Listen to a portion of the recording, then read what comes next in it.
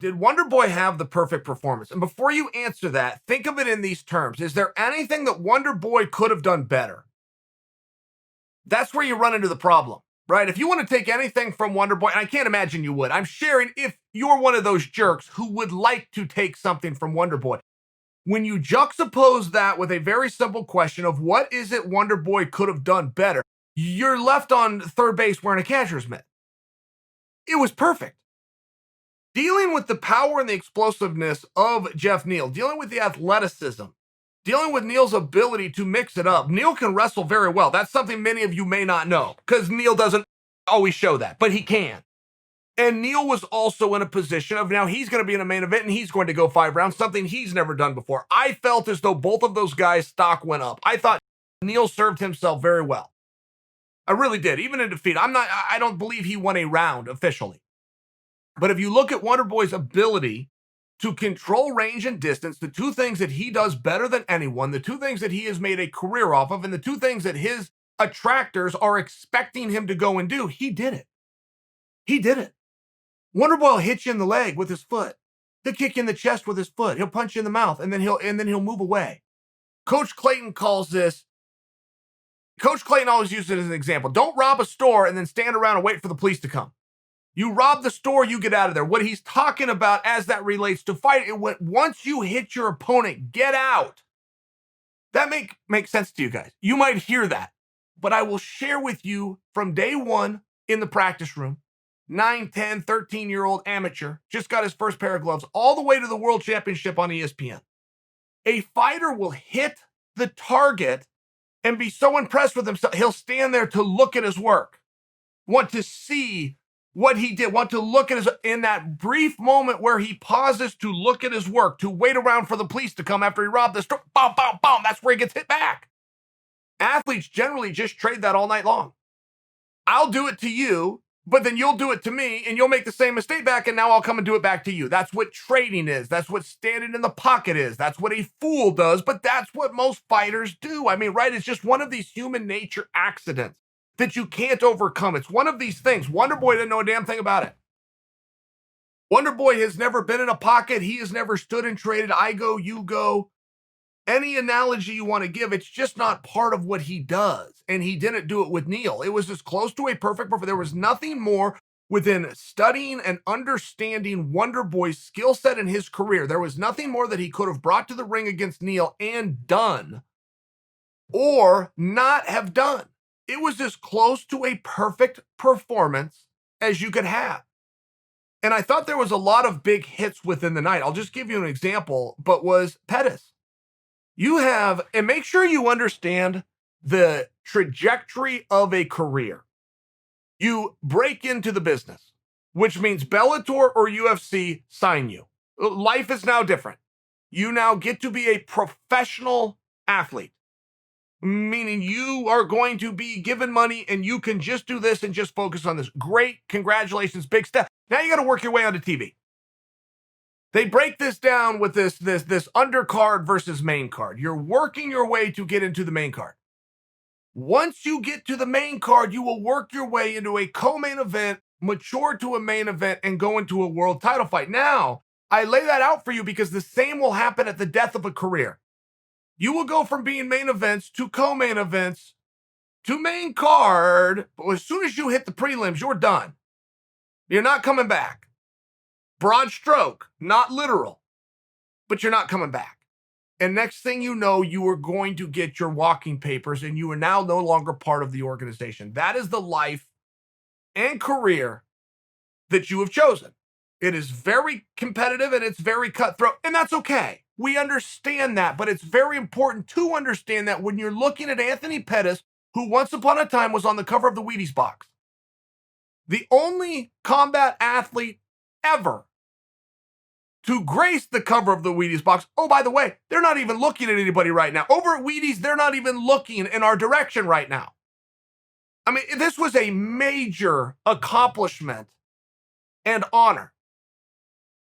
You can only get on the cover of Sports Illustrated for doing certain very wonderful things, and there's only so many covers coming out. I mean, you just understand my example. While Anthony Pettis went and fought for everything that he had, accomplished what this was given to him. Sure, it was given to him. but it was a tremendous honor. The Nobel Peace Prize is given. There's nothing wrong with putting on your resume something that was given to you, particularly when he's the only one. I bring that to you. I bring the story of the Wheaties box because he is now not only not in a title fight, okay, excuse me, he's not in a main event, excuse me, he's not co-main event, he's not on the main card. There is nothing worse that could be going on in Anthony Pettis' trajectory of his career, because there is only one step left, which is you lose this match as expected to do to the new up-and-comer, he takes your rub, and you're fired. This is the reality. Pettis sees this coming. Pettis makes changes. Now, the X's and O's and the punches and kicks, Anthony Pettis is as good as anybody to have ever done it. To have to deal with the voice in his head, he's as normal as anybody that's ever done it, which means he has a voice in his head that's not always positive. He makes changes.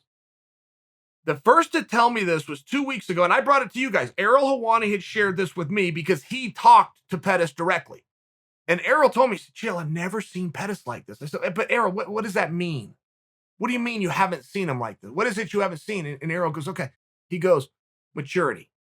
He's showing me a maturity, a positivity, a settledness that I've never seen before. And then Ariel went on to illuminate this by saying, just by example, Pettis started working with a sports psychologist. He started talking about some of the struggles that he has, right? In the back, walking out there. I understand these things. I think you guys do too. He stopped drinking, by example. I didn't know Pettis was a drinker, but he stopped. He smoked marijuana. He stopped. There was some actual quantifiable things that Pettis brought to Ariel's attention, who brought it to mine, who's sharing it with you guys, but he stopped. Now, does that equal something positive? Are you going to get a good result because you changed any of those things, right? We all do that as human beings. It's called deal making. The guy that chews tobacco all of a sudden gets lip cancer. He tries to make a deal with the big man upstairs. I will never chew again if you make my lip cancer go away. But it doesn't work that way. We all try to do deal making, but it doesn't work that way. So is Pettis' new lifestyle, the changes that he made, what Ariel Helwani is calling maturity, I think that we would all agree, is it going to affect a mixed martial arts contest on Saturday night under the unified rules? If so, how?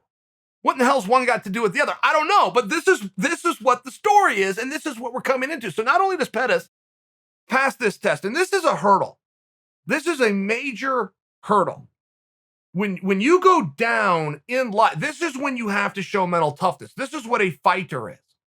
No term has ever been more corrupted over my lifetime than that of a fighter. It's now about the punches and the kicks. When I was growing up, a fighter was one thing, somebody that got up and moved forward when it was hard. That's what a fighter, man, that guy's a real fighter, would have nothing to do with making a fist and hitting an opponent or vice versa. It's a narrative, bigger step in life. Do you get up and go face the world when it's easier to stay in bed, or don't you? One is a fight and one's not. So when you look at what Pettis was up against, and he knew this, he is a very intelligent guy, particularly as it pertains to the sport and the business. He knows everything I'm saying right now. He knows he doesn't go from main event on down the card to jerking the curtain and stick around. He knows these things, and he has to deal with them anyway. Not only does he deal with them, he made quantifiable changes. If you want something different, do something different. He did. And he got a great result. And then he had a perfect call out. He calls out Tony Ferguson. Now, I love this for multiple reasons. Not only do I want to see Pettis fight Tony Ferguson, I've already seen it once. Top of my head, it was about 7 minutes. I mean, this thing was a dog fight. And I remember they were being a cut. It was like a TKO, and Pettis ended up getting a cut, maybe one of Tony's sharp elbows, something along this, ends the night. Whatever. They got fight of the night. This thing was very well received and never discussed about being ran back. And you couldn't do that with Tony Ferguson at the time. Tony Ferguson was at a point in his career, there was no going back. Tony was going one way like a rocket ship, and it was forward, and it was colliding with Khabib. So there just was never an opportunity to do that one over. That Tony wasn't doing do-overs. I like the call out because I like the match. Secondly, and moreover, I like the call out because it was a tip of the hat. It was a tip of the hat from one competitor in Anthony Pettis to another competitor in Tony Ferguson. of I don't care what happened to you in your last match. I know who you are. I know how good you are. I know how good I am, and I know that you beat me. He was tipping the hat. He was putting over Tony Ferg inadvertently. He was trying to get what he wanted. He was trying to get a rematch. I understand those things. It's a selfish business. Inadvertently, he complimented a guy who deserves a compliment. He lifted up a guy who deserves to be lifted up. Anybody that was dancing on Tony Ferguson's grave, shame on you. Shame on you. And Pettis did the opposite. He had an opportunity. It was his moment. It was his 15 seconds of fame. He brought Tony into it. Not to mention, I want to see the match. I don't have a better idea for Tony Ferguson. Do you? I don't have a better idea for Anthony Pettis. Do you? Former champion wants to take on a former champion? Okay.